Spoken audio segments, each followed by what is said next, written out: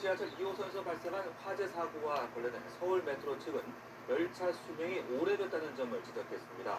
이 때문에 노후 차량을 바꾸기 위한 정부의 지원을 요구하기도 했는데 단순히 노후 문제만 탓할 수 없다는 지적도 나옵니다. 박수주 기자입니다.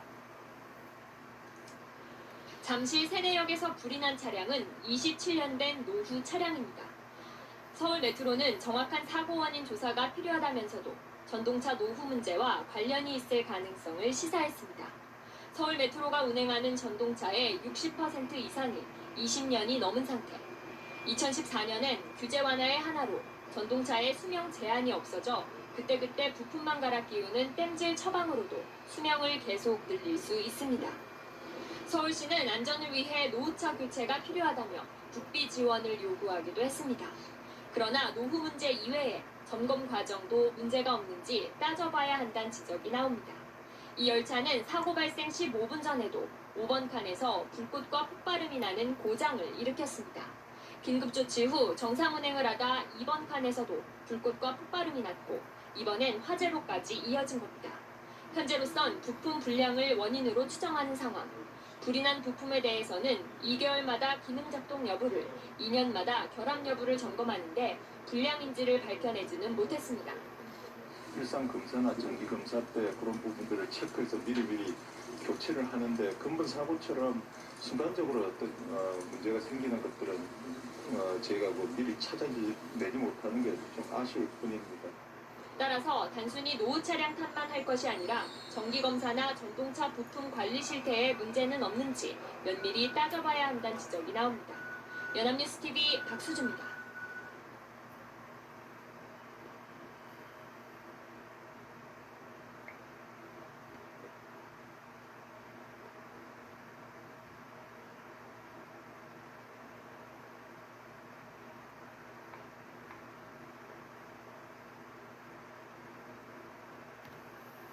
어제 퇴근길 서울 지하철 4호선에서 전동차 고장으로 17명이 다치고 수백 명이 어두컴컴한 지하 선로를 걸어서 대피하는 사고가 있었습니다.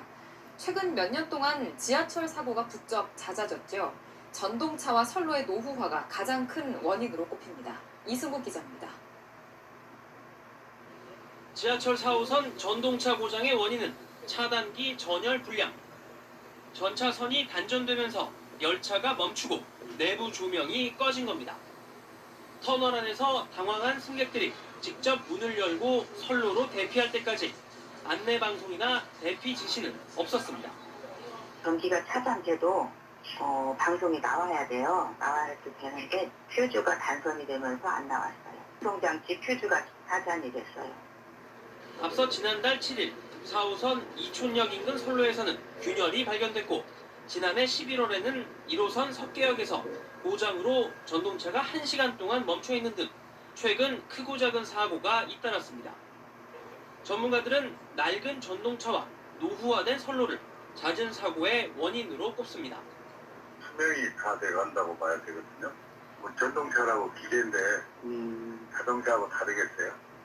25년 썼을 때는 어떻게 되겠나 이런 걸 생각해봐요. 지금 고장나는 그런 전기장치나 이런 것들은 당연히 일어나는 걸로 생각이 됐어요.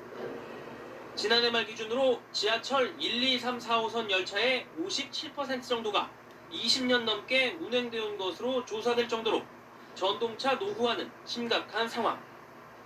이번에 사고가 난 전동차 역시 1994년 투입돼 22년째 운행 중이었습니다. 시민들의 안전을 위해 노후 전동차와 관련 시설에 대한 교체가 시급하다는 지적입니다. 연합뉴스TV 이승국입니다.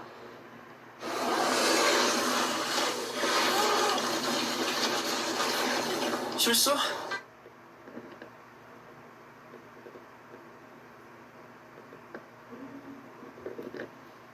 네, 어제 발생한 서울 지하철 2호선 잠실 세내역 전동차 화재 사고 원인은 27년 된 전동차와 오래된 부품에 있었습니다.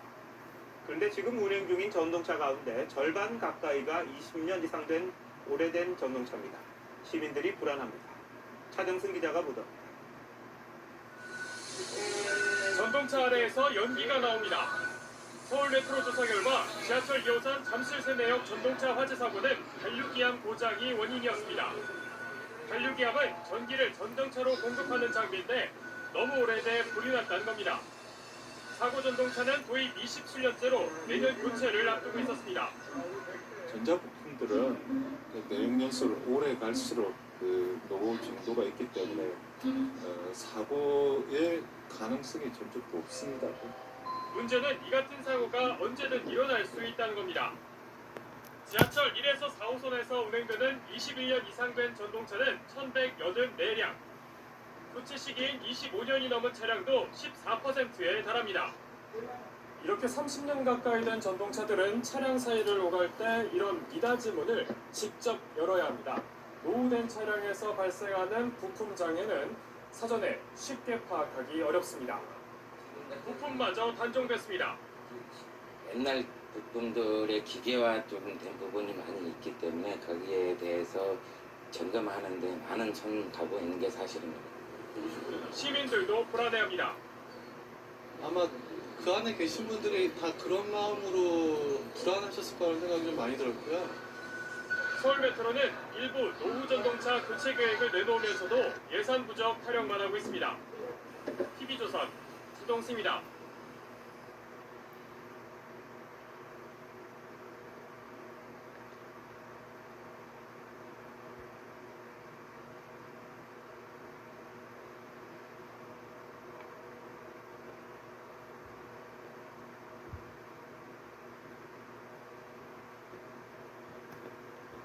서민의 발 지하철이 낡아 문제를 자주 일으키자 정부가 새 차량을 도입하고 안전관리를 강화하겠다고 밝혔습니다. 하지만 지하철 운영사들의 형편이 넉넉지 않고 정부의 지원 예산도 확보되지 않은 상태라 유명무실한 대책이 되진 않을지 걱정부터 앞섭니다. 보도에 김종성 기자입니다. 지난달 6일 저녁 서울 지하철 4호선 한성대역과 성신여대 입구 사이 펑하는 소리와 함께 전기가 끊기고 차량이 멈추자 놀란 승객들은 어두운 통로를 걸어 대피해야 했습니다. 도입된 지 23년 된 낡은 차량의 전기장치가 고장난 것인데 방송시설 이상으로 안내도 이루어지지 않았습니다. 국토부는 이처럼 20년 이상 된 노후 지하철에 대해 관리를 강화하기로 했습니다. 도입 20년을 넘은 지하철은 2,900여 량, 코레일과 부산교통공사 운영 차량의 20에서 30%, 서울메트로와 서울도시철도 고유 차량의 절반 이상이 포함됐습니다. 5년마다 하는 안전진단 항목을 늘리고 노후가 심한 차량은 리모델링을 하거나 신차로 교체할 계획입니다. 하지만 무엇보다 고장을 줄이려면 전동차를 교체하는 것이 최선인데 이에 필요한 재원이 아직 확보되지 않았다고 합니다. 국토부는 국비 지원을 위해 기획재정부와 논의를 하고 있지만 긍정적인 답을 얻지 못한 상황. 말뿐인 대책이 될 가능성이 높습니다. 지하철 운영사들은 한 해 적자의 80%가 고령자와 장애인, 유공자의 무임 운송에서 야기되는 만큼 정부가 도의적인 차원에서 재정 지원을 확대해야 한다고 이야기합니다. 연합뉴스TV 김종상입니다.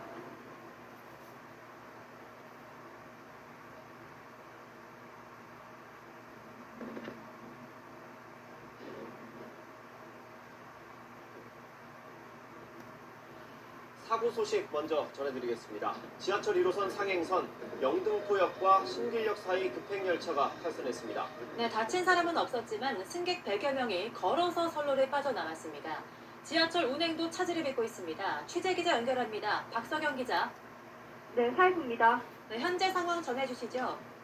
네, YTN으로 들어온 제보 화면을 보면서 설명드리겠습니다. 선로를 따라 승객들이 줄줄이 걸어가는 모습을 볼 수 있습니다. 신강강 쪽으로 올라가기 위해 줄을 서서 대기하고 있습니다. 이동하는 승객들 바로 옆 선로에서는 열차가 아슬아슬 지나가는 모습도 영상을 통해서 볼 수 있습니다. 곧게 서 있어야 할 열차가 삐뚤빼뚤 선로를 벗어난 채 서 있는 모습도 볼 수 있습니다. 오늘 오전 6시 반쯤 상행선 영등포와 신길역 사이에서 1호선 용산행 급행열차가 탈선된 겁니다. 열차 앞부분 한두 량이 탈선된 것으로 파악됐습니다. 승객 100여 명이 타고 있었는데 모두 신길역으로 대피했습니다. 하지만 상행선과 하행선 양 방향 전 구간에서 급행 전동열차 운행이 중단되고 있습니다. 일반 열차는 운행이 되고 있지만 사고 여파로 지연되고 있습니다. 출근 시간대인 만큼 시민들의 불편이 이어질 것으로 보입니다. 다시 한번 전해드리겠습니다. 오늘 오전 6시 반쯤 상행선 영등포와 신길역 사이에서 1호선 용산행 급행열차가 탈선됐습니다. 열차 앞부분 한두 량이 탈선된 것으로 파악됐는데요. 승객 100여 명이 타고 있었는데 모두 신길역으로 대피한 것으로 확인됐습니다. 하지만 상행선과 하행선, 양방향 전 구간에서 급행 전동열차 운행이 중단되고 있습니다. 일반 열차는 운행되고 있지만 사고 여파로 지연되고 있습니다. 출근 시간대인 만큼 시민들의 불편이 이어질 것으로 보입니다. 지금까지 사회부에서 전해드렸습니다.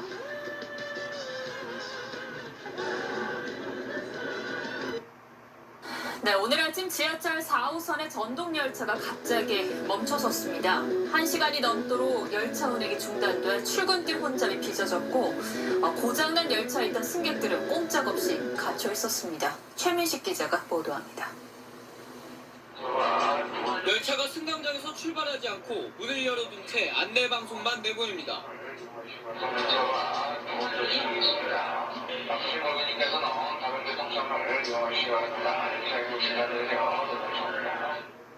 오늘 아침 6시 11분쯤 지하철 4호선 당고객 열차가 이촌역을 300m 남겨두고 멈춰섰습니다. 이로 인해 4호선 상행선 운행이 1시간 20분간 중단됐습니다. 안전을 이유로 선로에 승객을 내리는 대신 고장난 열차를 승강장으로 밀어넣을 때까지 승객들은 열차 안에 갇혔습니다. 고장난 열차는 1시간 반가량을 선로에 멈춰서 있다 이곳 이촌역으로 들어왔습니다. 갇혔던 승객들은 불만을 토로합니다. 많았지 첫 차인데 오후대에서 오는 차인데 중간에서 내리지도 못하고. 지난 2일에도 지하철 3호선이 출근 시간에 멈추는 등 사고가 잇따르자 시민들은 지하철을 믿지 못하겠다는 반응이 나옵니다. 화가 나지.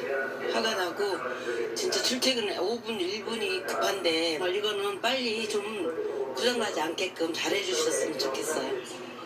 코레일 측은 열차에 문제가 생겨 전원 공급이 끊겼다며 정확한 사고 원인을 조사하고 있습니다. TV조선 최민식입니다. 네, 서울 지하철 4호선 상계역 근처에서 열차 2대가 추돌해서 노원역과 당고개역 사이 구간 열차 운행이 전면 중단됐습니다. 당시 앞서가던 열차인 승객 80명 정도가 타고 있었는데 이 중에 통증을 호소하는 승객도 있는 것으로 알려졌습니다. 자세한 소식 취재기자 연결해서 알아보겠습니다. 박희재 기자. 네, 사회부입니다. 예, 자, 이 열차 2대가 추돌을 한 거죠? 네, 그렇습니다. 먼저 시청자들이 YTN으로 제보 사진과 영상을 보내왔는데요. 열차 추돌 사진 먼저 소개해드리겠습니다. 열차끼리 맞닿아 있고 찌그러진 모습도 볼 수 있습니다.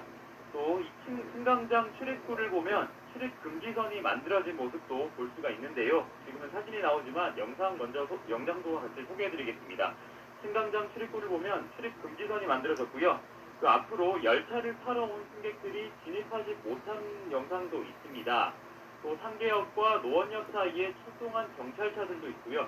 근처에서 열차 추돌 사고가 난 상계역 모습입니다.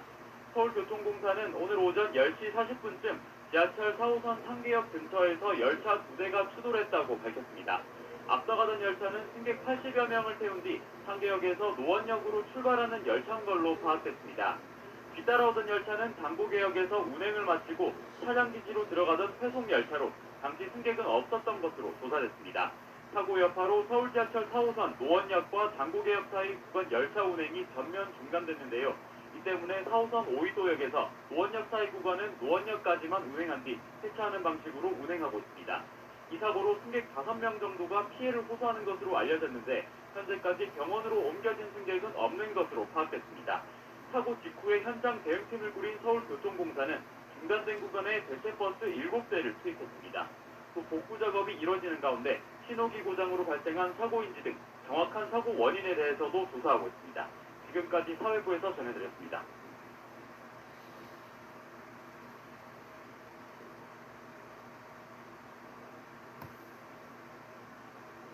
정부가 수도권 교통 혼잡 문제를 해결하기 위해 경부선과 분당선 등 광역 급행열차를 확대하겠다고 밝혔습니다. 또 오늘 급행열차보다 정차역을 더 줄인 특급 급행열차 운행도 시작됐습니다. 정선미 기자입니다. 수도권 전철인 경부선, 분당선, 과천선, 일산선 급행열차가 2020년부터 추가로 투입됩니다. 이에 따라 수도권과 서울로 가는 출퇴근 시간이 단축될 것으로 보입니다. 국토교통부는 경기 오이도역에서 안산선 급행열차 시승행사를 열고 이러한 내용의 수도권 전철 급행화 추진 방안을 발표했습니다. 경부선은 관련 공사가 끝나는 2020년 상반기부터 현재 2배인 하루 68회 급행열차를 운행합니다. 급행열차 소요시간은 서울에서 천안 기준 80분으로 일반 열차보다 약 40분 빠릅니다. 분당선은 2022년 상반기부터 일부 구간 급행에서 전 구간 급행으로 바뀌고 현재 급행열차가 없는 과천선과 일산선은 2022년 하반기부터 급행열차가 운행됩니다. 국토부는 또 오늘 2025년까지 고속광역 급행철도망 GTX를 구축하겠다고 밝혔습니다. GTX A, B, C 노선 3개의 노선이 모두 개통이 되면 수도권 외곽 지역과 서울의 도심 주요 거점이 20분대로 연결되게 됩니다. 출퇴근 시간이 무려 80% 이상 획기적으로 단축됩니다. 수도권 급행열차보다 정차역을 줄여 소요시간을 단축한 특급 급행열차는 경인선 용산에서 동인천 구간에서 운행을 시작했습니다. 특급 급행열차는 전체 26개역 가운데 9개 역에서만 정차해 용산에서 동인천까지 40분이면 도착합니다. 연합뉴스TV 정선미입니다.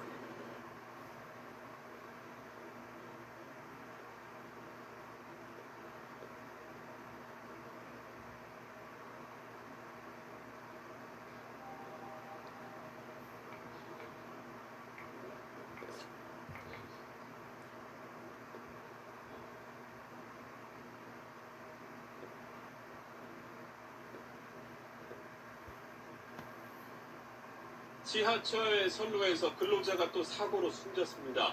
용역업체 소속 일용직 근로자였는데 오늘이 선로 작업에 투입된 첫날이었습니다. 전용우 기자가 보도합니다. 지하철 선로로 소방대원들이 들어가고 선로 옆에 한 남성이 쓰러져 있습니다. 오전 8시쯤 서울 지하철 1호선 온수역 선로에서 35살 정모 씨가 열차에 치여 숨졌습니다. 정 씨는 다른 근로자 2명과 함께 배수로 정비 작업을 준비하던 중에 변을 당한 것으로 전해졌습니다. 먼지가 쌓인 이 방음벽들과 달리 이 부분의 색깔이 다릅니다. 작업자들은 이 부분을 떼어내고 선로로 진입한 것으로 조사됐습니다. 코레일은 용역업체 소속 근로자들이 작업 책임자가 도착하기 전 선로에 들어갔다 사고가 났다고 밝혔습니다. 또 선로에 들어간다는 통보도 코레일에 하지 않았다고 밝혔습니다. 몰랐습니다. 생각부터 우리가 펜스를 제치하고 나름대로 이제. 숨진 정 씨는 일용직 노동자로 사흘 전부터 용역업체를 통해 온수역에서 일했고 선로에 투입된 건 오늘이 처음이었습니다. 정 씨가 남긴 가방 안에는 담배와 라이터 그리고 젖은 작업복 바지가 있었습니다. 일하고 갔다 와서 딱 빨아서 손발에 아침에 빨아놨는데 엄마 덜 말랐어. 그러길래 내가 잊지 마. 그랬더니 아니 엄마 상관없어. 그래요. 지난해 5월 구의역 승강장에서 19살 김모군이 올해 6월엔 노량진역에서 50대 근로자가 숨졌습니다. 지하철 작업자들의 사망사고가 잇따르고 있지만 안전조치는 여전히 미흡해 보입니다. SBS 전용우입니다.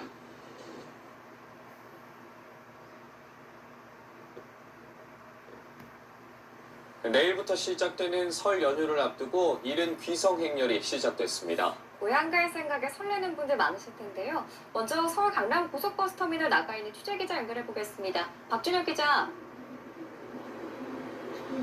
네, 서울 강남 고속버스 터미널에 나와 있습니다.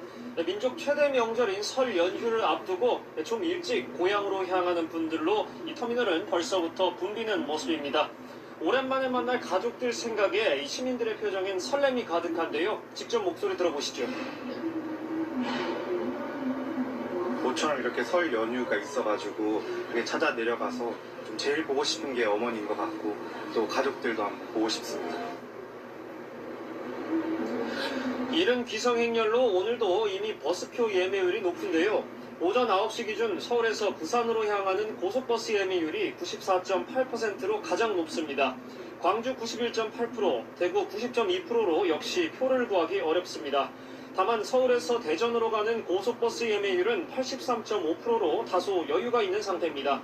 한국철도공사도 오늘부터 설 특별수송 기간으로 정하고 대응 중인데요. 오늘 하루 총 34만 8천석이 공급됩니다.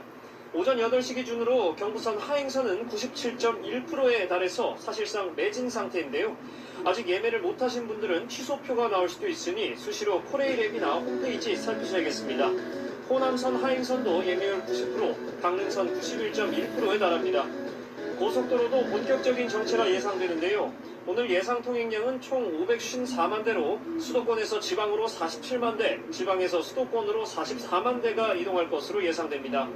귀성 방향은 오후 5시에서 6시쯤 가장 혼잡하고 오후 10시에서 11시 이후에나 정체가 풀릴 것으로 보입니다. 내일부터 시작되는 닷새간의 연휴를 맞아 재충전을 위해 떠나시는 분들도 많으실 텐데요. 올해 설 연휴 인천국제공항 이용객도 약 122만 명에 달할 전망으로 공항공사는 연휴 기간 주요 출국장 운영 시간을 늘리고 보안 검색 장비를 최대한 가동하는 등 특별 대책을 운영합니다. 출발 여객이 가장 많은 날은 연휴 첫날인 내일, 도착 여객이 가장 붐비는 날은 연휴 마지막 날인 7, 8일로 예상되는데요.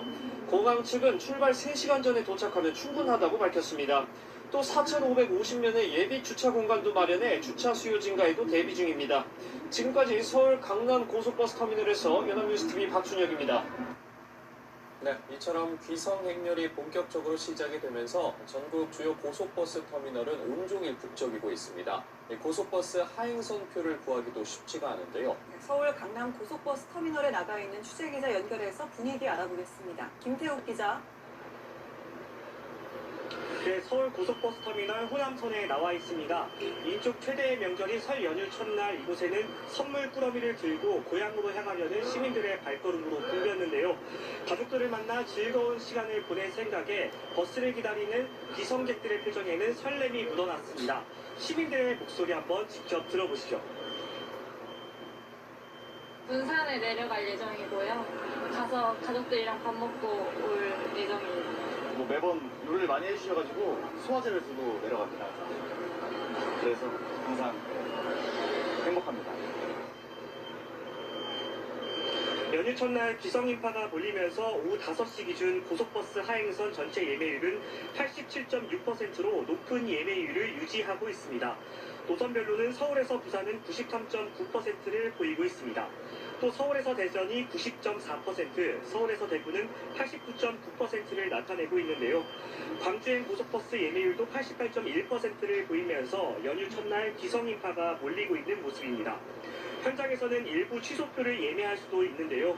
아직 고향 가는 교통편을 구하지 못하셨다면 취소표를 살펴보는 것도 좋을 것 같습니다. 네, 김 기자, 고속도로 정체 상황 오후부터 조금씩 풀리고 있다고요? 네, 한국도로공사는 오늘 정오부터 정체가 가장 극심했다가 오후 6시부터 7시 사이쯤부터 교통정체가 해소될 것으로 내다봤는데요. 실제 늦은 오후부터 교통 상황은 조금씩 나아지고 있는 모습입니다. 현 시간 기준 지방방향 고속도로 이동 예상 시간은 서울에서 부산이 4시간 30분, 대구는 3시간 30분, 광주는 3시간 20분으로 낮 시간에 비해 다소 줄어든 상황입니다. 올해 설 연휴는 지난해보다 하루 짧으면서 교통 상황이 조금 더 좋지 않을 것으로 분석됐는데요. 국토부 추산에 따르면 하루 평균 이동 인원은 834만 명으로 9.3%, 일평균 통행량은 525만 대로 14.1% 증가할 전망입니다.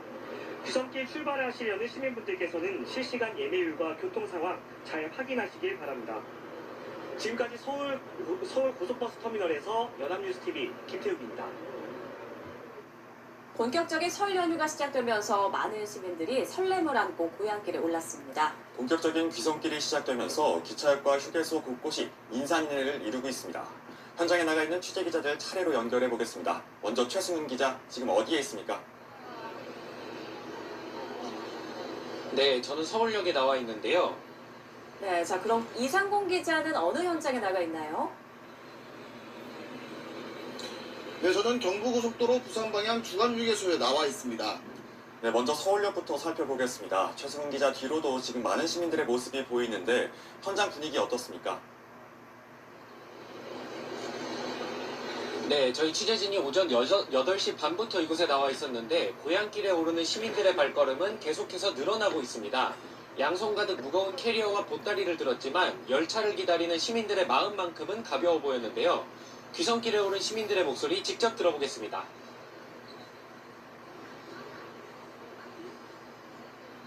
표 구하기가 쉽지 않기 때문에 당일에는 예매 실패했는데 다행히 취소표 중에 남은 좌석이 딱 이 시간대 있어가지고 일찍 나서게 됐습니다.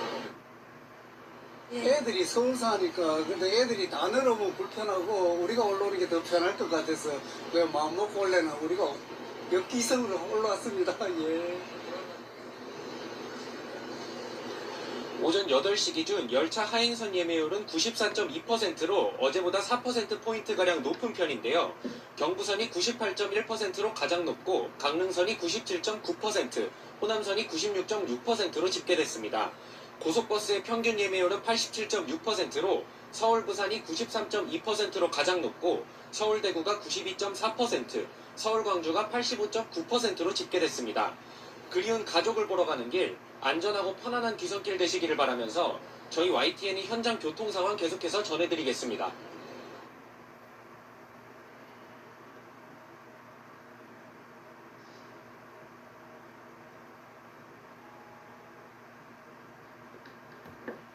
여러분 안녕하십니까? 2월 14일 토요일 모닝와이드 시작합니다. 닷새간의 설 연휴가 시작되면서 오늘 많은 분들이 고향을 찾아 이동할 걸로 보입니다. 서울 요금소에 나가 있는 취재기자 연결해 교통 상황 알아보겠습니다. 네, 김태형 기자. 지금 굉장히 이른 시간인데 지금도 이동하시는 분들이 많나요? 네, 서울요금소에 나와 있습니다. 이른 새벽이지만 정체를 피하기 위해 일찍 귀성길에 오른 차량들이 속속 보이고 있습니다. 서울 방향으론 차가 많지 않지만 하행선으론 차들이 몰리면서 조금씩 정체가 시작되고 있습니다. 실시간 고속도로 CCTV 통해 자세한 교통 상황 살펴보겠습니다. 먼저 경부고속도로 옥산 분기점입니다. 양방향 이동 차량이 많지 않고 흐름 원활한 모습입니다. 다음으로 영동고속도로 여주휴게소 부근입니다. 강릉 방향으로 차가 꽉 막혀 벌써부터 거북이 걸음을 하고 있습니다. 지금 서울에서 출발하면 부산까지 5시간 20분, 광주까지 4시간, 강릉까지는 2시간 40분이 걸립니다. 한국도로공사는 오늘 하루만 전국에서 485만 대 차량이 이동할 걸로 내다봤습니다. 네, 본격적인 정체는 언제부터 시작될까요? 네, 오늘 하루 대체로 원활할 귀경 방향과는 다르게 귀성 방향은 정체가 서서히 시작돼 오전 11시쯤 절정에 달했다가 저녁 6시쯤부터 조금씩 풀릴 걸로 보입니다. 귀성길 정체는 일요일인 내일 오전, 귀경길 정체는 설 당일 오후에 가장 심할 걸로 전망됩니다. 특히 설 당일엔 귀성객과 귀경객이 몰리면서 하루 통행량이 지난해 설보다 11% 증가한 615만 대로 가장 혼잡할 걸로 보입니다. 정부는 이번 연휴 기간 2,780만 명이 고속도로 등을 이용해 이동할 걸로 보고 있습니다. 내일부터 연휴가 끝나는 18일까지는 통행료를 내지 않고 고속도로를 이용할 수 있습니다. 지금까지 서울요금소에서 SBS 김태원입니다.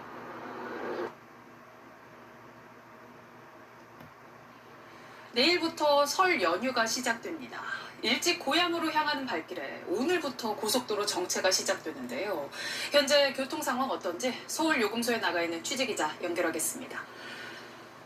자, 김보담 기자, 지금 고속도로 차량 흐름 어떻습니까? 네, 이곳 서울요금소는 차량 흐름이 원활한 모습입니다. 다만 저녁 시간대 퇴근 차량과 귀성 차량이 한꺼번에 몰리면서 고속도로 일부 구간에 정체가 이어지고 있습니다. CCTV 화면 보면서 주요 고속도로 상황 살펴보겠습니다. 먼저 중부선 오창 부근입니다. 도로 양방향이 모두 차량으로 꽉 차 있습니다. 다음은 서해안선 서평택 분기점 부근입니다. 양방향 차량 모두 서행하고 있는 모습입니다. 현재 요금소를 기준으로 서울에서 부산까지 4시간 반, 광주는 3시간 20분, 대전이 1시간 40분가량 걸립니다. 정체는 오늘 밤 10시쯤 해소될 걸로 보입니다.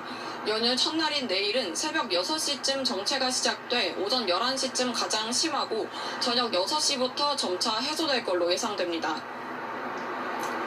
네, 고속도로 못지않게 기차역과 공항도 많이 붐볐다고요?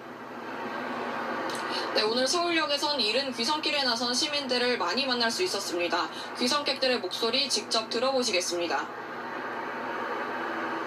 아무래도 서울에 있으면 본가 자주 갈 일이 없다 보니까 최대한 일찍 가서 부모님들하고 많은 시간 보내려고. 회사에서 보너스 받았습니다. 해외로 나가는 여행객들로 공항도 붐볐는데요. 이번 연휴 기간 인천국제공항 이용객은 하루 평균 22만 명씩 모두 136만 명에 달할 걸로 예상됩니다. KBS 뉴스 김보담입니다.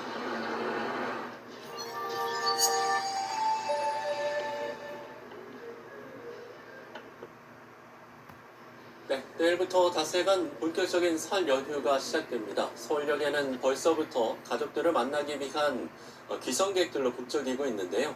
현장에 나가 있는 취재기자 연결해서 분위기 알아보겠습니다. 송채은 기자. 네, 서울역에 나와 있습니다. 설 연휴를 하루 앞둔 오늘 이곳 역사내부는 벌써부터 고향으로 내려가려는 귀성객들로 붐비고 있는데요. 아이들의 손을 잡고 귀성길에 오른 부모님들도 계시고요. 오랜만에 고향으로 내려가려 본주의 발걸음을 옮기는 청년들의 모습도 눈에 띕니다. 각자 향하는 곳은 다르지만 올해 첫 명절 연휴를 맞은 시민들의 얼굴에는 설렘 가득한 웃음이 번지고 있습니다. 귀성객들의 목소리 들어보시죠.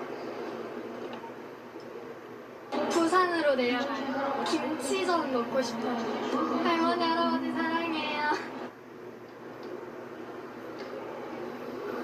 제가 근무를 하게 돼서 아이들과 남편을 먼저 내려갔고요. 아이들이 또 겨울이어서 최근에는 잘 못 내려가서 많이 기대하고 있어요.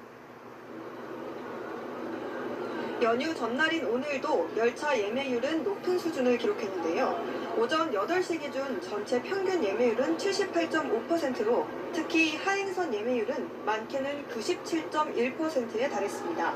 고향으로 내려가려는 분들이 많다 보니 하행선 열차표는 거의 매진 상태입니다. 아직 표를 못 구하신 분들은 실시간 취소표 상황을 확인하셔야겠습니다.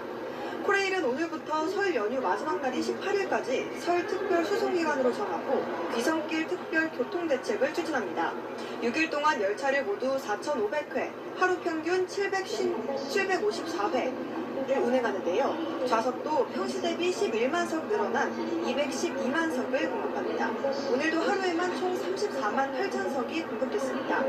또 24시간 운영되는 특별 교통대책본부에서 열차 운행 상황을 상시 모니터링하는 등 안전한 귀성길이 되도록 만전을 기하겠다고 밝혔습니다. 지금까지 서울역에서 연합뉴스TV 송채은입니다. 어서오세요. 빅토리아입니다. 불고기 버거 맛있게 만들어드릴게. 닷새간의 설 연휴, 사실상 잠시 뒤면 시작한다고 봐야 할 텐데요. 이미 귀성길에 오른 시민도 많은 것 같습니다. 네, 기차역과 버스터미널 모두 인파로 붐비고 있는데요. 현장에 취재기자들이 나가 있습니다. 자, 먼저 조경원 기자 지금 어디에 나가 있습니까? 예, 저는 지금 서울역에 나와 있습니다. 네, 차상은 기자는 부산인가요? 네, 부산 종합 버스 터미널에 나와 있습니다. 네, 조경원 기자, 사람이 굉장히 뒤로 많이 지나가는 것으로 보이는데 서울역 분위기 어떻습니까? 예, 제 뒤로 승강장으로 향하는 시민들의 모습 보이실 텐데요. 제가 서 있는 이곳 대합실에는 앉을 곳조차 없이 열차를 기다리는 시민들로 가득 차 있습니다. 양손 가득 선물을 들고 열차에 몸을 싣는 시민들의 표정은 밝았고 또 발걸음도 가벼워 보였습니다. 귀성객이 더욱 몰릴 것을 우려해 하루 먼저 출발했다는 시민, 그리고 얼른 할머니를 보고 싶다는 초등학생의 이야기도 들을 수 있었습니다.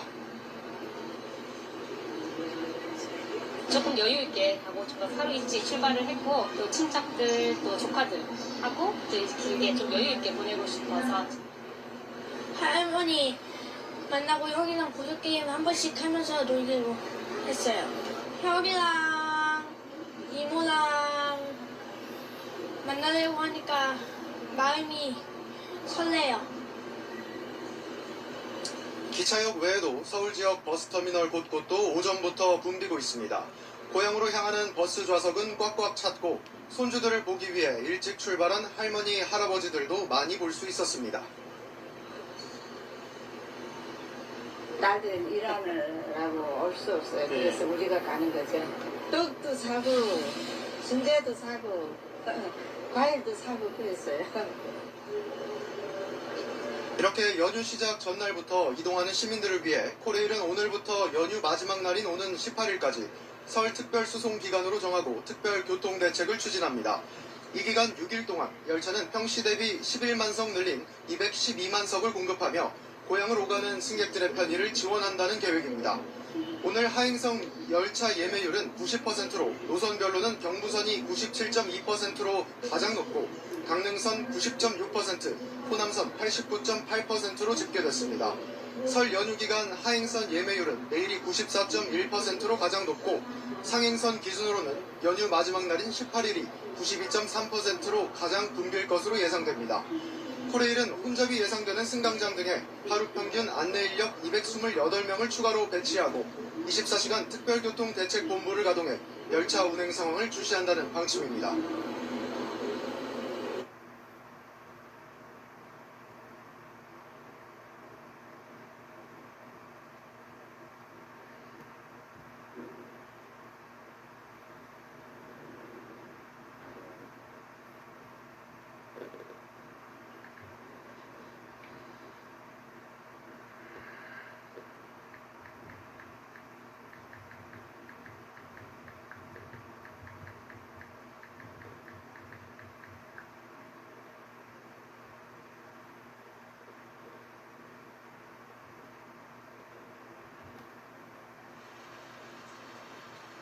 시민들은 보통 1시간 이상 걸리는 버스 배차 간격이 가장 불편하다고 말합니다. 오래 기다려야 돼. 한 시간 어떨 때 바쁘긴 하더라고요. 빨리 가야 되는데 못 간 적도 있어요. 여기에 버스기사 노동시간 단축 등으로 일부 노선을 개편하면 제대로 공지가 안 돼 이용하기 어려운 점도 지적됩니다. 노선이 변경되면은 좀 변경되는 거에 대한 공지를 좀 제대로 해줬었으면. 이 밖에도 보통 차를 타면 20-30분도 안 걸릴 거리를 시내버스만 타면 1시간 이상 소요된다던가 버스터미널, 기차역, 전통시장 등 주요 지점에만 지나치게 버스들이 집중되고 이외 지점에는 버스 자체를 구경하기도 힘들다는 불편도 있습니다. 원주에 최초 시내버스가 도입된 1958년 이래 도시 확장세를 반영한 제대로 된 노선 개편이 이루어지지 않았다는 근본적인 문제점이 깔려 있습니다. 원주 시내버스들의 출발점이자 종점인 이른바 거점, 차고지는 현재 장양리와 관설동 두 곳. 50년대부터 과거 원주의 중심가였던 남북축을 중심으로 노선이 편성된 건데 현재 기업도시와 무실동, 혁신도시로 이어지는 새 중심지를 연결할 동서축은 핵심 노선에 반영되지 못하고 있습니다.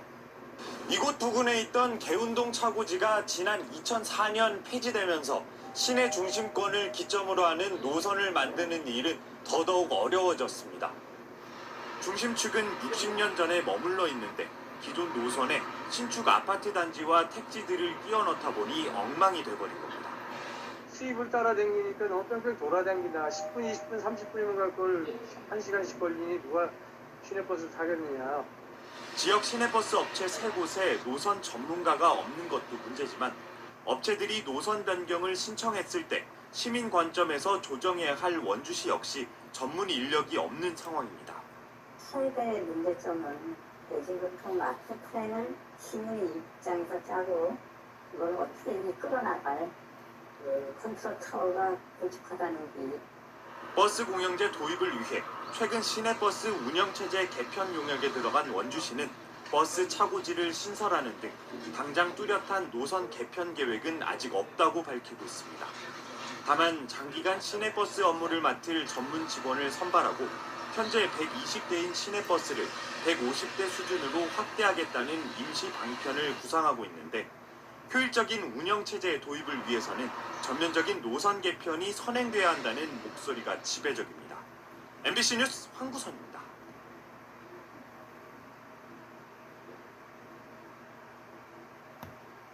영월군 시설관리공단이 최근 공단에서 운영하는 볼링장 소속 직원을 횡령으로 고발하고 이를 근거로 직위 해제했습니다. 볼링장에서 사용되는 볼링핀을 임의로 빼돌렸다는 건데요. 공단 노조는 노조 집행부를 겨냥한 공격이라고 주장하고 있습니다. 보도에 이병선 기자입니다. 영월군 시설관리공단 소속 볼링장 직원 박현주 씨는 최근 공단으로부터 직위 해제됐습니다. 박 씨가 지난 2024년에 볼링장에서 사용하는 핀을 무단으로 빼돌렸다는 이유입니다. 국민신문고에 관련된 내용이 접수돼 공단이 내부 조사한 뒤 경찰에 고발장을 제출하고 이를 근거로 직위 해제한 겁니다. 하지만 박 씨는 고발장에 명시된 기간에 자신이 한 것은 다른 직원의 지시를 받아 540kg의 볼링핀을 건설 폐기물로 처리한 것뿐이라고 주장합니다. 폴어 떨어졌다 치우라는데 언제 치울까 그러길래 그러면 나 쉬는 시간에 잠깐 나와서 도와주겠다. 어차피 문도 열어줘야 되니. 그래서 나서 그만만 믿고 나가서 도와준 거죠. 실제로 당시 위탁 처리 업소에 박 씨가 폐기물을 싣고 갔던 기록도 남아 있습니다. 하지만 공단은 2018년부터 구입했던 볼링핀에서 현재 남아있는 양과 공식적으로 폐기 기록이 남은 2021년 폐기량을 계산하면 박 씨가 폐기했다는 분량을 다 포함하더라도 300개가량이 비는 걸 내부 조사에서 확인했다고 밝혔습니다.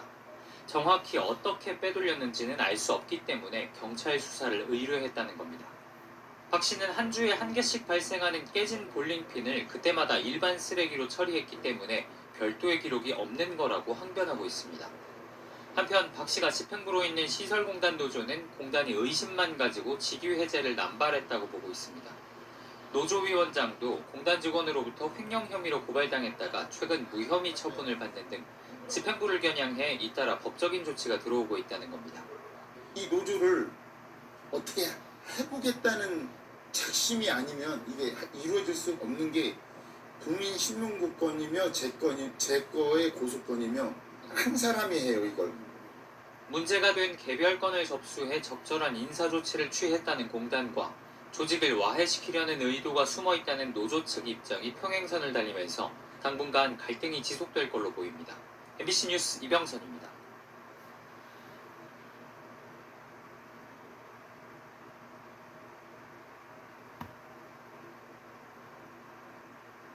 영월군 시설관리공단 소속 볼링장 직원 박현주 씨는 최근 공단으로부터 직위 해제됐습니다. 박 씨가 지난 2024년에 볼링장에서 사용하는 핀을 무단으로 빼돌렸다는 이유입니다. 국민신문고에 관련된 내용이 접수돼 공단이 내부 조사한 뒤 경찰에 고발장을 제출하고 이를 근거로 직위 해제한 겁니다. 하지만 박 씨는 고발장에 명시된 기간에 자신이 한 것은 다른 직원의 지시를 받아 540kg의 볼링핀을 건설 폐기물로 처리한 것뿐이라고 주장합니다. 폴어 떨어졌다 치우라는데 언제 치울까 그러길래 그러면 나 쉬는 시간에 잠깐 나와서 도와주겠다. 어차피 문도 열어줘야 되니. 그래서 나서 그만만 믿고 나가서 도와준 거죠. 실제로 당시 위탁 처리 업소에 박 씨가 폐기물을 싣고 갔던 기록도 남아 있습니다. 하지만 공단은 2018년부터 구입했던 볼링핀에서 현재 남아있는 양과 공식적으로 폐기 기록이 남은 2021년 폐기량을 계산하면 박 씨가 폐기했다는 분량을 다 포함하더라도 300개가량이 비는 걸 내부 조사에서 확인했다고 밝혔습니다.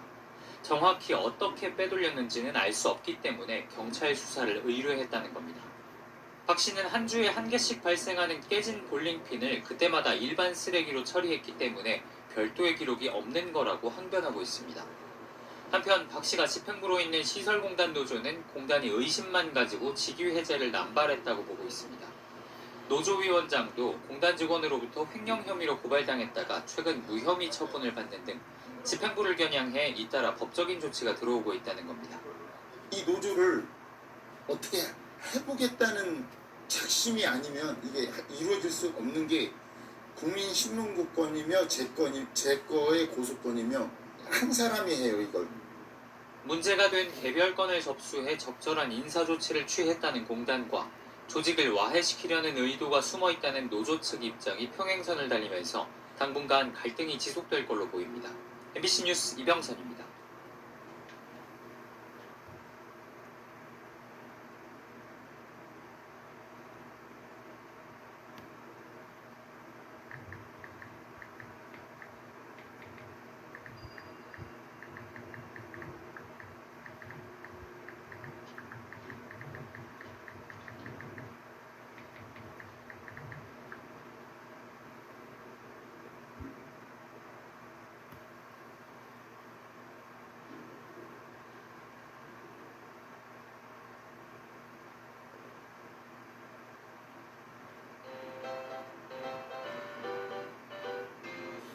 안녕하세요. 만나서 반갑습니다. 저는 소리를 보는 통로라는 수어로 이렇게 수보로라는 회사에서 수어 통역사로 일을 하고 있고요. 또 수채화 최주연, 제 유튜브 이름이에요. 수채화 최주연이라는 유튜브 채널로도 활동하고 또 하나는 프리랜서로 개인적으로 수학 통역사로도 활동하고 있습니다. 대학교 전공은 신학을 했는데 이제 저희가 신학 말고도 뭔가 다른 기술을 갖고 싶었어요. 도구를 갖고 싶었고 근데 그때 이제 학교에 기독교 학교다 보니까 채플이라고 예배 드리는 게 있는데 그 예배에서 모든 사람은 다 앞을 보고 앉아 있는데 딱 한 명만 반대로 이렇게 앉아 있더라고요. 그게 처음 본 수어 통역사와 농인이었고 제가 거기에 이제 뭔가 홀리듯이 꽂혀가지고 막 가서 나 수어 배우고 수어 못하는데 나 배우고 싶은데 막 알려달라 하면서 그 친구한테 친한 척을 하면서 번호도 물어보고 번호 교환도 하면서 이렇게 친구가 됐어요. 아니요, 그 농인분들. 그러면서 그 친구를 엄청 많이 따라다녔던 것 같아요. 그때 그 친구는 지금도 오늘도 또 연락 계속 하면서 왔는데 엄청 놀라했고 너 같은 청인은 처음 봤다. 약간 그런 얘기를 굉장히 많이 했던 걸로 기억을 해요. 약간 굉장히 그냥 거기에 완전 꽂혔던 것 같아요. 근데 그게 꽂히고 나서 열정이 안 식더라고요. 이게 그래서 좀 신기해요. 전 지금도 수어를 하면 가슴이 뛰거든요. 너무 행복해요. 그리고 이게 물론 말로 대화하는 것도 음성 언어로 대화하는 것도 좋지만 제가 워낙에 표현하는 것도 좋아하고 이렇게 감정적인 그런 공감이나 교류나 이런 것들을 표현으로 굉장히 많이 하는 사람이다 보니까 수어라는 이 언어랑 표현하는 언어가 저랑 너무 딱 맞는 거예요. 그리고 하면 할수록 배우면 배울수록 너무 매력이 있고 너무 재밌어서 이게 열정이 이게 줄지가 않더라고요. 사실 근데 저는 매 순간 느끼긴 하는데 제가 이제 20살, 21살 때 이제 수어를 시작해서 이제 그 농인 친구를 만나잖아요. 근데 그리고 그 친구가 저를 이제 한국 농아인 대학생 연합회라는 단체가 있어요.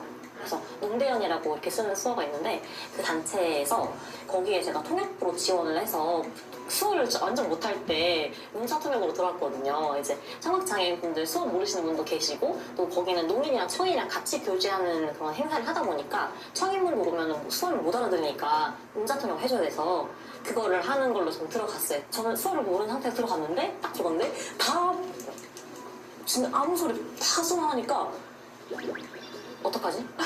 망했다.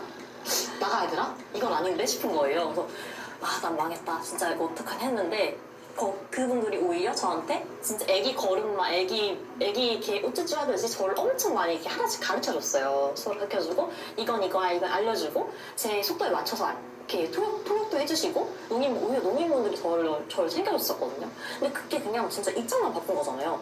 소리가 들리는 세상에 제가 있는 거랑 소리가 들리지 않고 보는 세상에 제가 있는 거랑 그냥 거기만 이제 바꿔준 건데 오히려 그냥 제가 오히려 이렇게 통역을 받아야 되는 상황이 된 거잖아요.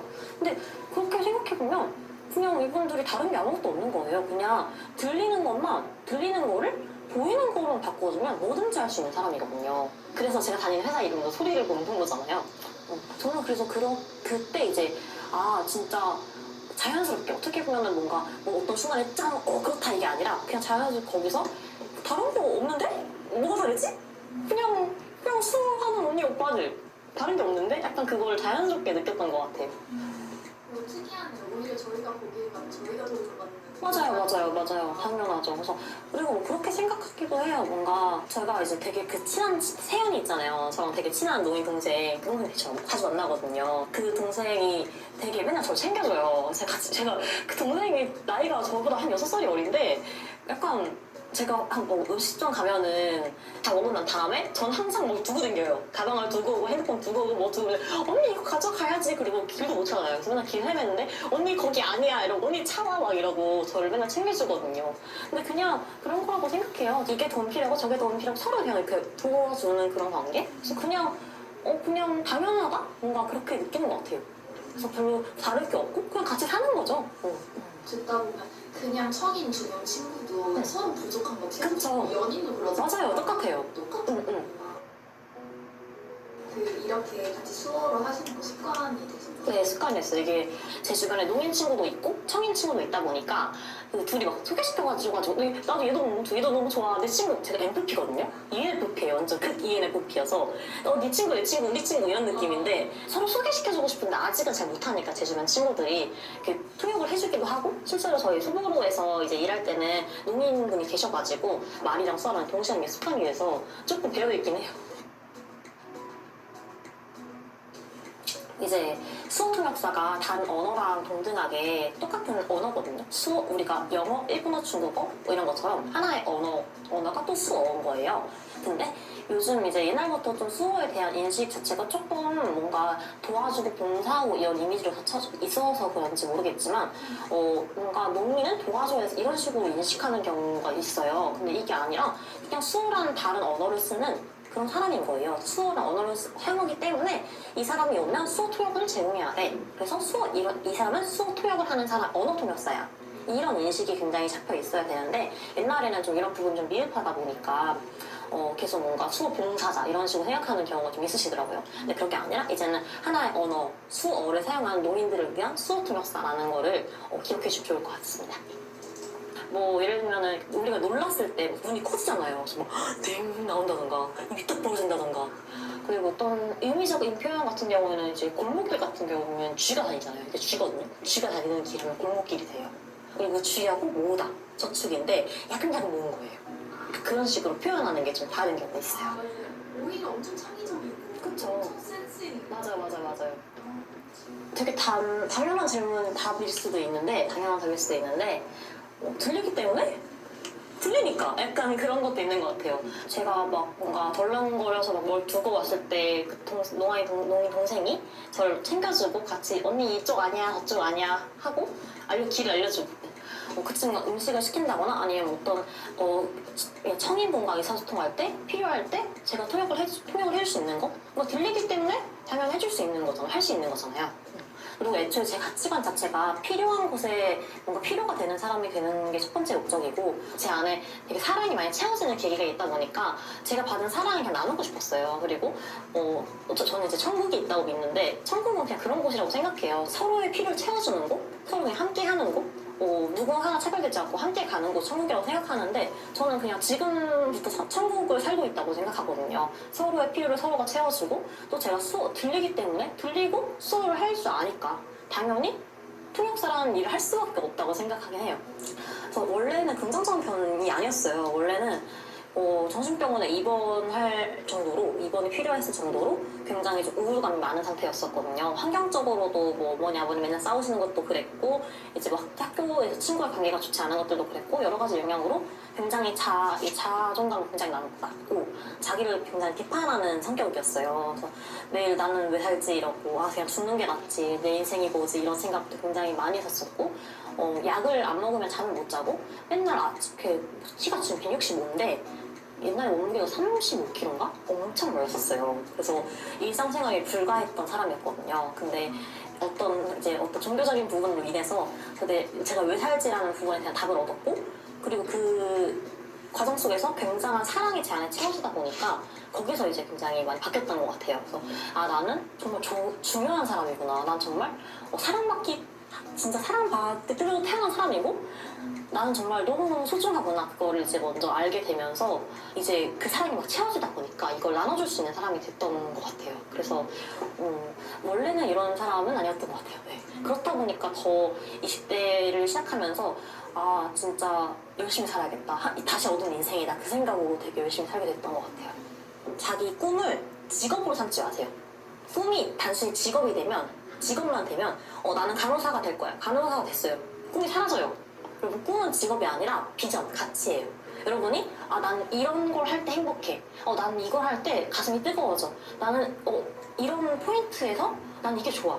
그것들이 여러분이 가치로 형성이 되고 그 가치가 여러분이 꿈이 되면 그 꿈은 끝나지가 않을 것 같아요. 그래서 여러분이 정말 원하시는 거, 정말 마음이 뜨거워지는 거 그게 여러분의 가치가 되고 또 꿈이 돼서 여러분이 지금 하시는 일들을 끝까지 열심히 해나가셨으면 좋겠습니다. 화이팅!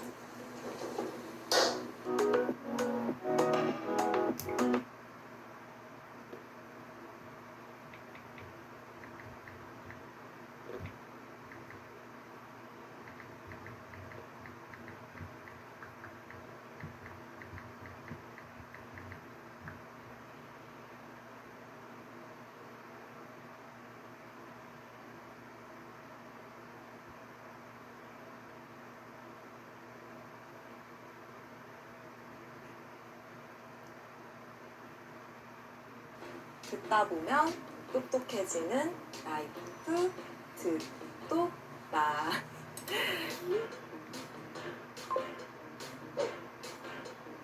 안녕하세요, 홍상지입니다.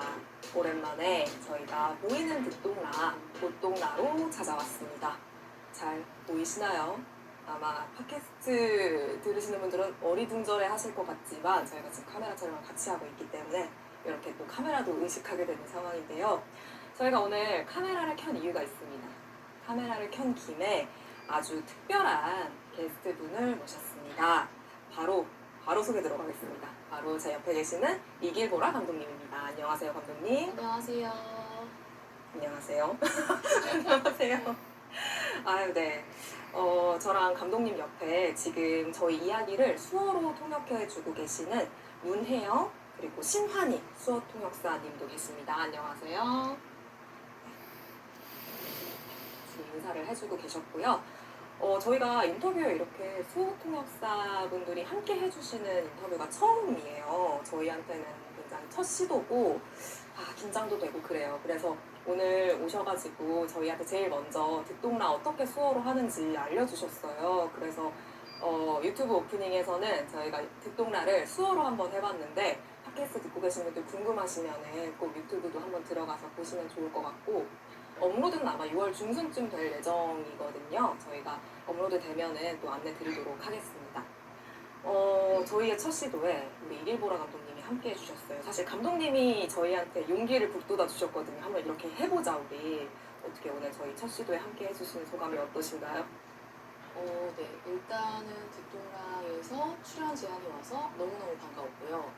너무너무 반갑고 드디어 내가 듣동라에 나가게 되다니 약간 이런 느낌으로 듣동러 분들에게 이제 주변에 있는 분들에게 엄청 자랑을 하면서 나왔고요. 그리고 홍상지 기자님이 처음에 그래서 이번에 제가 신간을 냈는데 그 신간에 이제 수어 관련한 이야기도 굉장히 많고 통역과 관련한 이야기도 굉장히 많거든요. 그래서 그걸 읽고 나서 우리 듣동라에 출연하지만 이제 여기서도 뭔가 접근성에 대한 고민을 하고 싶다. 수어 통역 영상을 제공하고 싶은데 어떻게 하면 좋을까요? 라고 메일을 주셔서 하실 거면 제대로 하셔라. 이렇게 화면 우측 하단에 수어 통역사 하나 나와서 그 한 명이 모든 걸 통역하는 거 말고 정말 제대로 저희 화자가 2명이라면 이 화자 옆에 수어 통역사 옆에 두고 같이 이렇게 이야기해서 정말 농민들도 정말 어떤 배리어 없이 어떤 그런 제한성 없이 불편함 없이 같이 볼 수 있는 방송 만들어 달라라고 요청을 드렸고 너무나도 흔쾌히 그렇게 하겠다라고 말씀을 해주셔서 오늘 이렇게 너무 멋진 세팅으로 함께하게 되었습니다. 네, 사실은 통역사님들한테도 급하게 섭외를 요청드린 거예요. 그래서 사실 이게 될까? 응해주실까?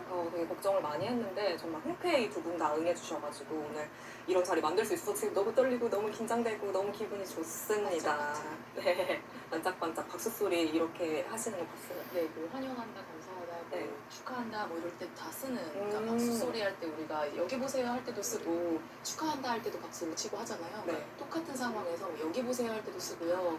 아니면 뭐 축하한다 뭐 이럴 때도 이렇게 반짝이는 박수 소리를 합니다. 네, 너무 좋네요. 아무튼 그럼 본격적으로 인터뷰 들어가 보죠. 사실 이길보라 감독님은 제가 지금 감독님이라고 계속 부르고 있지만 감독님이라는 수식어 하나로는 좀 부족한 사람인 것 같다라는 생각이 들어요. 제가 아직 감독님에 대해 잘 모르시는 분들을 위해서 감독님의 이력을 감독님을 옆에 두고 제 앞에서 제 앞에서 한번 감독님 앞에서 한번 읊어보도록 하겠습니다. 제가 혹시 팩트를 틀린 부분이 있거나 빼먹은 부분이 있다면은 감독님이 짚어주세요. 이건 아니다라고. 네, 알겠습니다. 네. 감독님의 자기소개를 보면요. 뭐 책 날개에 적혀있는 자기소개서나 뭐 이런 자기소개나 이런 것들을 보면은 제일 첫 문장이 이렇습니다. 글을 쓰고 영화를 찍는 사람. 농인 부모 이상국과 길경희 사이에서 태어났다. 농인 부모 사이에서 태어난 성인 자녀를 코다라고 하더라고요.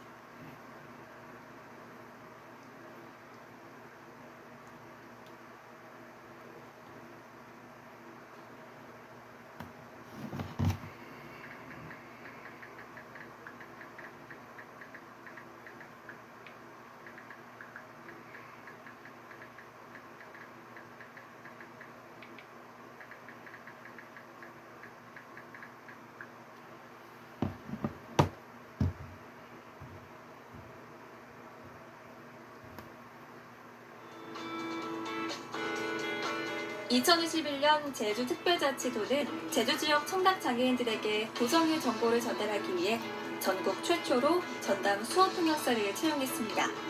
지금부터 제주도청의 수어통역사가 어떤 일을 하는지 함께 알아볼까요? 이곳은 제주도청 공보관실입니다. 수어통역사 고영산 주무관님도 이곳에서 업무를 보고 계시네요. 일반적으로 수어통역사는 장애인 관련 부서에서 근무할 것이라고 생각하실 텐데요. 제주도청 수어통역사는 공보관실에 배치해 청각장애인들에게 수어로 도정의 정보를 홍보하는 역할을 하고 있습니다. 고영산 주무관님은 수어통역 경력이 20년이 넘는 제주 수어통역사계 맏언니입니다. 지금도 청각장애인들을 자주 만나며 그분들의 이야기에 귀 기울이고 있고 도청 수어통역사로 채용된 후에는 청각장애인 관련 시책 발굴에도 최선을 다하고 있다고 합니다. 도청 공보관실에서는 올해 공적 수어통역 활용 매뉴얼 제작을 마무리했는데요. 이곳에서 매뉴얼과 관련한 회의가 진행되고 있습니다. 공적 수어통역 활용 매뉴얼은 청각장애인들에게 도정의 정보를 명확하게 전달하기 위해 노력하는 공직자에게는 청각장애인에 대한 이해를 돕고 화면을 통해 수어를 제공하는 촬영 편집자에게는 시각 언어에 대한 인식이 개선될 것으로 기대하고 있으며 더불어 도정의 수어통역 정책 목표인 소외 없는 행정정보 접근으로 도정 정책 공감을 확산하는 데 기여할 것으로 보입니다. 청각장애인들에게 제주 도정의 중요한 정보를 전달하는 도청 수어통역사는 국제포럼이나 국가행사 등의 통역도 전담하고 있습니다. 또한 도청 각 부서의 토론회 등 공익방송 홍보에 삽입할 수어통역 영상을 촬영하기도 하는데요. 지금은 유튜브 영상에 들어갈 수어 촬영을 위해 스튜디오로 이동하는 중입니다. 제주도청에서는 제주의 다양한 이슈와 현안들을 주 1회 유튜브 몬탁 뉴스를 통해 제주 도민들에게 전달하고 있습니다. 수어는 목소리가 아닌 수어통역사의 얼굴 표정과 제스처로 의미를 설명하는 언어죠. 수어통역을 하는 모습을 보니 청각장애인들이 소리 없는 목소리를 듣고 있다는 것의 의미를 조금은 알 것 같습니다.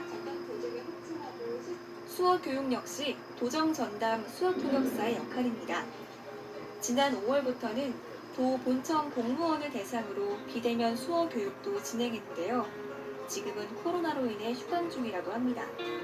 비대면 수어 교육은 단체 대화방을 활용해 도청 수어통역사가 수어 교육 내용을 영상으로 전송하며 공무원들도 개별적으로 연습한 후 수어통역사에게 영상을 재전송하는 방법으로 진행했습니다.